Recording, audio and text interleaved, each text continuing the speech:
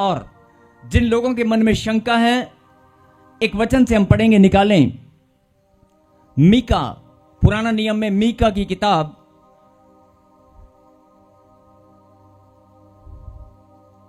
जिनको लगता है कि कई लोग अपने आप को मनूस बोलते हैं। क्या बोलते हैं? मनूस। अपने आप को कोसते हैं प्रभु में आने के बाद, और अपने आप को बोलते हैं कि पता नहीं मेरा नंबर कब आएगा।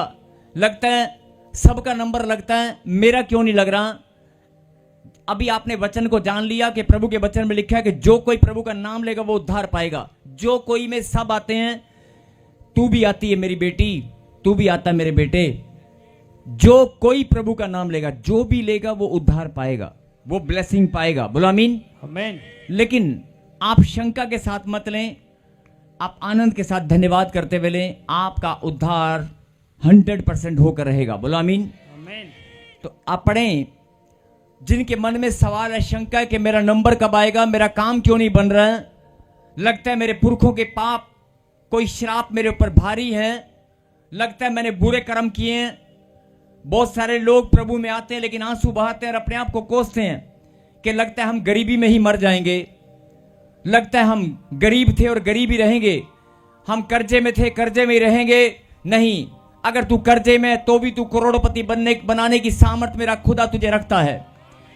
और तुझे और तेरे बच्चे को नहीं, तुझे इसी जन्म में, कई लोग सोचते शायद मैं अगले जन्म में, जन्मों का हिसाब किताब लगाने लग जाते हैं। लेकिन नहीं, अगर आप आज खुदा की बात को समझ जाएंगे, जो कैंसर की गवाही आपने देखी ना अभी, 1.5 साल से वो बच्चा कैंसर से, लेकिन परमेश्वर ने छुटकारा दिया तो एक ही दिन में छुटकारा दे दिया।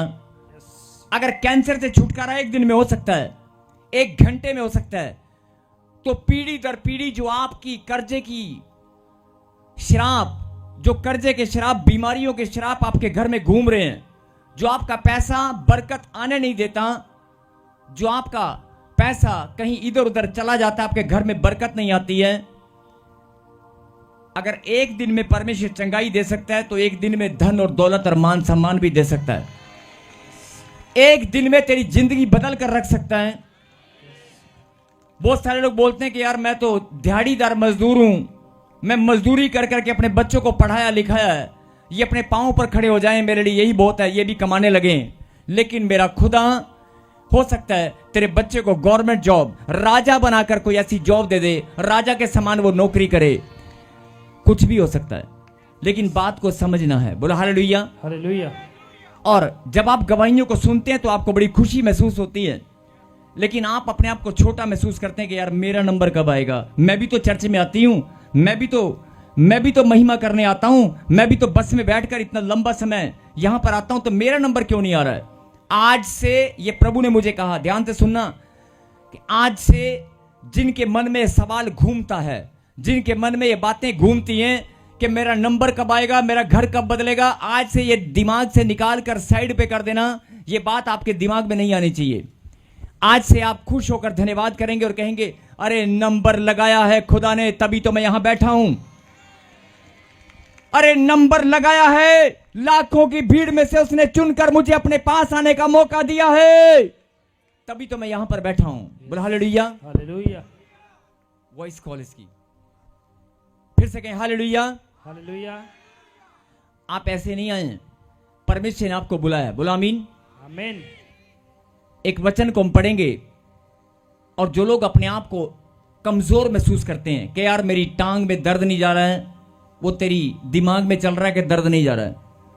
अगर कोई बीमार है, आपको लग रहा है कि मेरी बीमारी नहीं जा रही है, इसका मतलब आप खुदा की सामर्थ को भी ठीक से पहचान नहीं पाए। मेरा भाई नहीं बदल रहा है, मेरे बाप नहीं बदल रहा है, सब कुछ बदलने में परमेश्वर सामर्थ्य है। 1 मिनट भी नहीं लगेगा, तेरी जिंदगी, तेरा घराना, सब कुछ बदल जाएगा, सब कुछ। बोलो आमीन। आमीन। लेकिन जब तक आप अपने अंदर से नेगेटिविटी को नहीं निकालेंगे, उस नकारात्मक सोच को आप निकाल कर फेंक नहीं देंगे, तब तक शैतान बीच में आता रहेगा। बोलो आमीन। एक जोरदार ताली बजाएं प्रभु की सामर्थ्य के लिए। और सुने,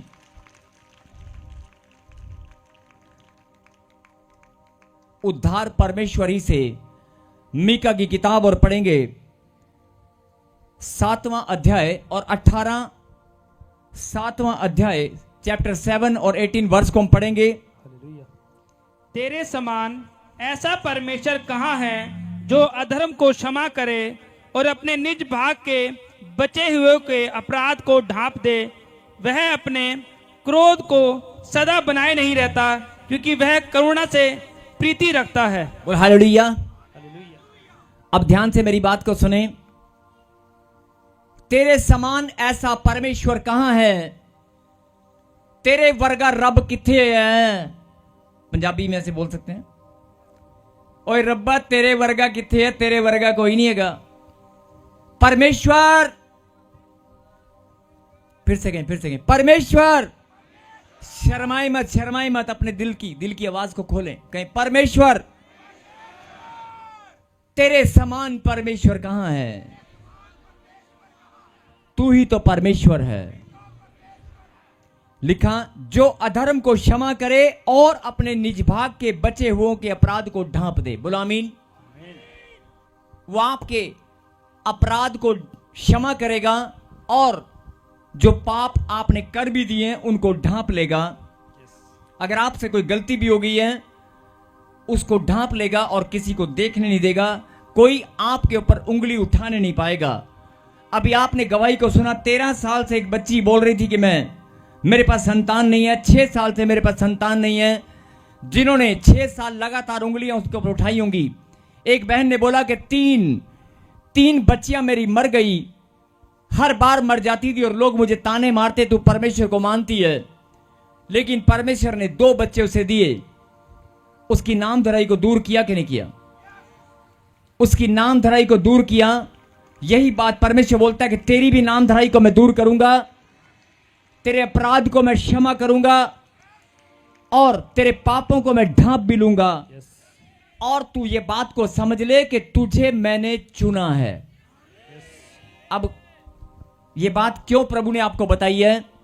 क्योंकि जो लोग प्रभु में आने के बाद, परमेश्वर को अपना जीवन देने के बाद, उनके दिमाग से बात नहीं निकलती कि मेरा नंबर कब आएगा, मैं चंगा कब होऊंगा, मेरी बढ़ोतरी कब होगी, मैं दिन रात प्रार्थना करने में लगाऊं। अरे इस नकारात्मक सोच को निकाल कर फेंक और धन्यवाद की प्रार्थना में बढ़ और विश्वास के साथ प्रभु को बोल दे कि प्रभु मैं विश्वास करता हूं कि मेरा आनंद जो शैतान ने छीन लिया था वो आज मैं लेकर ही जाऊंगा। मेरी खुशियां, मेरी चंगाई आज मैं लेकर ही जाऊंगा। बोलो आमीन। आमीन। अगर आप बोलने में कमजोर हैं या मजबूत हैं, आप बोल सकते हैं, बोल सकते हैं। अगर आप बोल सकते हैं तो ध्यान से सुने।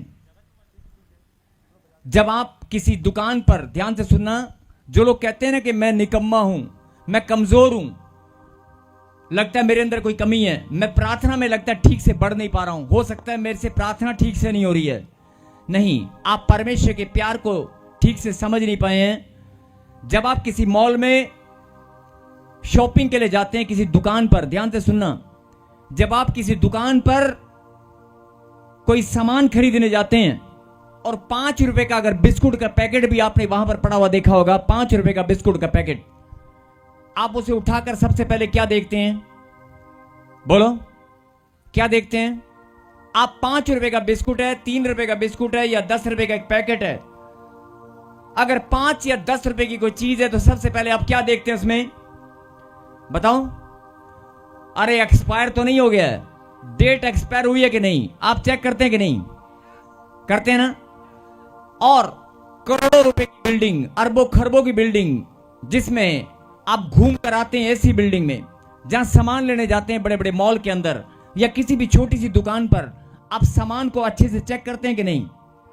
और बहुत सारी बहनें जो सब्जियां लेती हैं, बहुत सारी बहनें जो सब्जियां खरीदती हैं, सब्जी को अच्छे से चेक करते हैं कि नहीं?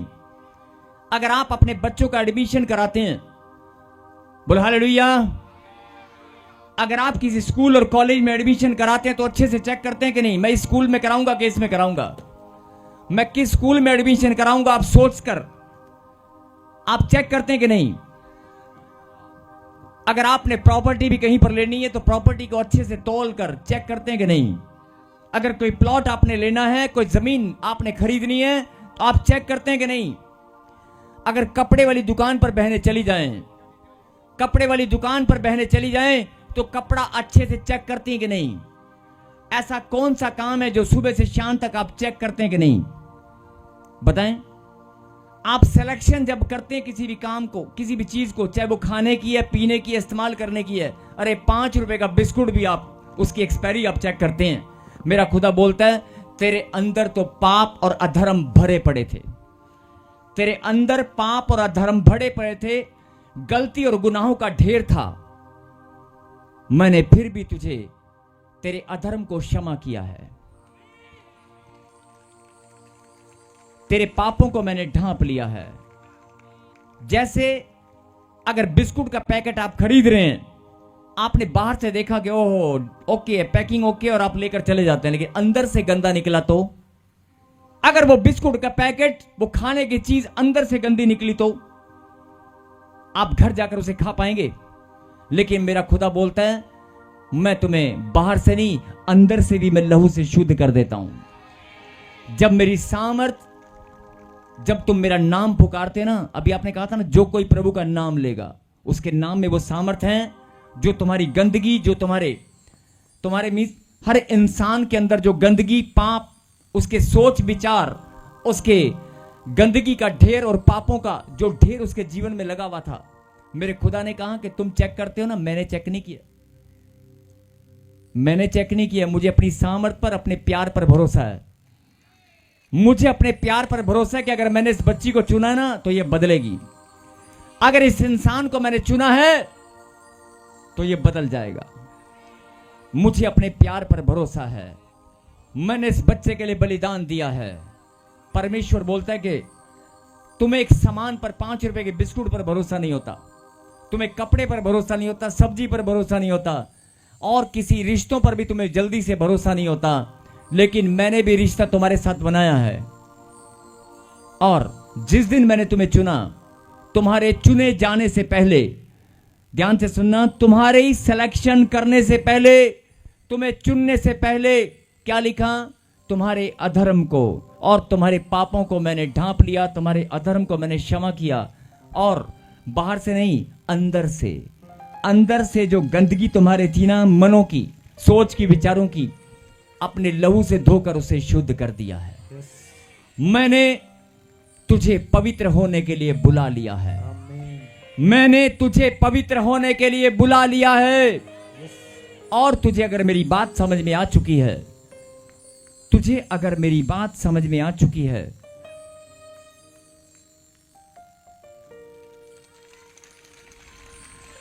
हालेलुया।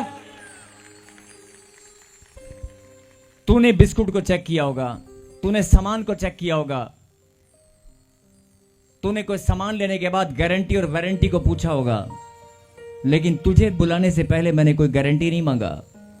मुझे अपने प्यार पर भरोसा है कि मैंने तुझसे सच्चा प्यार किया है। खुदा का प्यार हमारे लिए इतना अनमोल है। परमेश्वर ने कहा कि मैं अपने प्यार को जानता हूं, मैं अपनी सामर्थ को जानता हूं, मैं अपने कलाम को जानता हूं, मेरे मुंह से निकली बाणी नहीं करेगी। मैंने लाखों की भीड़ में से तुझे चुन लिया है। इसलिए आज का संदेश यही है कि जो लोग कुड़कुड़ाते हैं, बड़बड़ाते हैं, जो लोग नेगेटिविटी में चले जाते हैं, और जो बहुत सारे लोग बकवास करते हैं, कोई बात नहीं। परमेश्वर ने कहा कि मैंने उसे भी चुना है। अगर मैंने चुना है ना, मेरे चुनने में गलती नहीं हो सकती। अगर मैंने तुम्हें अपनी महिमा के लिए बुलाया है, अगर मैंने लाखों की भीड़ में से तुझे चुना है, मुझसे गलती नहीं हो सकती, तुझसे गलती हो सकती है। अगर मैंने चुना है और तुझे मेरी बात अगर समझ में नहीं आ रही है, 3 साल, 2 साल, 4 साल तूने लगा दिए, लेकिन मुझे अपने परमेश्वर बोलता है मुझे अपने प्यार पर भरोसा है। तेरे प्यार में खोट होगा, मेरे प्यार में खोट नहीं है। मैंने तुझसे सच्चा प्रेम किया, तू मेरी बेटी है, और जिस दिन तुझे मेरी बात समझ में आएगी उस दिन तू बदल जाएगी। आज तू नहीं बदल रहा है, आज तू नहीं बदल रहा है, लेकिन मैंने तुझे चुना है बदलने के लिए। मैंने तुझे चुना है, तुझे और तेरे घराने को बदलने के लिए बुला लिया है। मैंने तुझे चंगाई देने के लिए बुला लिया है, छुटकारा देने के लिए बुला लिया है, आशीष देने के लिए बुला लिया है। मैंने ऐसे नहीं बुलाया है, ऐसे नहीं बुलाया है। जो लोग बोलते हैं कि 14 साल हो गए, 10 साल हो गए साढ़े को, अभी आप क्या कर रहे? प्रभु मैं तेरा नाम लेती हूं, प्रभु मुझे एक बच्चा दे दे, प्रभु 14 साल से 3 साल से मेरे पास घर नहीं है, प्रभु मुझे ये दे दे, प्रभु मुझे वो दे दे। आप प्रभु का नाम मांगने में ज्यादा लेते हैं और धन्यवाद करने में कम लेते हैं। आपने अगर प्रभु के प्रेम को जान लिया है, उसकी सिलेक्शन को अगर जान लिया है, तो आज से आप धन्यवाद करने में ज्यादा नाम लेना, मांगने को प्रभु जानता है। धन्यवाद करने में आप ज्यादा लेना, विश्वास के साथ आप ज्यादा लेना। और अगर आप ऐसा शुरू करेंगे तो जो खुदा का कलाम है आपके जीवन में पूरा होकर रहेगा। आप जानते हैं, पूछ कर देखो उस बहन से जिसका हस्बैंड बीमार था, पूछ कर देखो उस बहन से जो 14 साल से बच्चा नहीं था। हम सब कोई ना कोई प्रॉब्लम से निकल कर ही आए हैं। परमेश्वर ने हमारे मस्तक को ऊंचा किया है, परमेश्वर ने हमें बुला लिया है। बोला आमीन। आमीन। मेरे कहने का मतलब है, जो आज का संदेश है, परमेश्वर आपको क्या समझाना चाहते हैं कि सुन ले मेरी बेटी, सुन ले मेरे बेटे, अगर मैंने बुलाया है, अगर मैंने बुला लिया है, मेरे बुलाने में, मेरे चुने जाने में गलती नहीं हो सकती। अगर मैंने चुना है ना, अमृतसर से, हिसार से, बिहार से, छत्तीसगढ़ से, हिंदुस्तान के कोने कोने से, अलग अलग ब्रांचों में, जहां भी मैंने तुझे चुनकर अपनी महिमा के लिए बुला लिया है, अगर मैंने बुलाया है, किसी इंसान ने नहीं, मैंने बुलाया है, तो आज इस बात को समझ जाएं कि परमेश्वर ने अगर मुझे बुलाया तो उससे गलती नहीं हो सकती।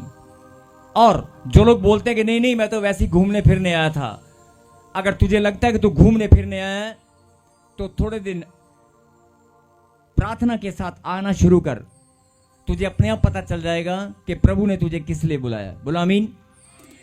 और जो लोग बोलते हैं कि मेरे पास ब्लेसिंग नहीं है, मेरे पास चंगाई नहीं है, आप सब जानते हैं कि पवित्र आत्मा ने भविष्यवाणी किया, मैंने नहीं, पवित्र आत्मा ने।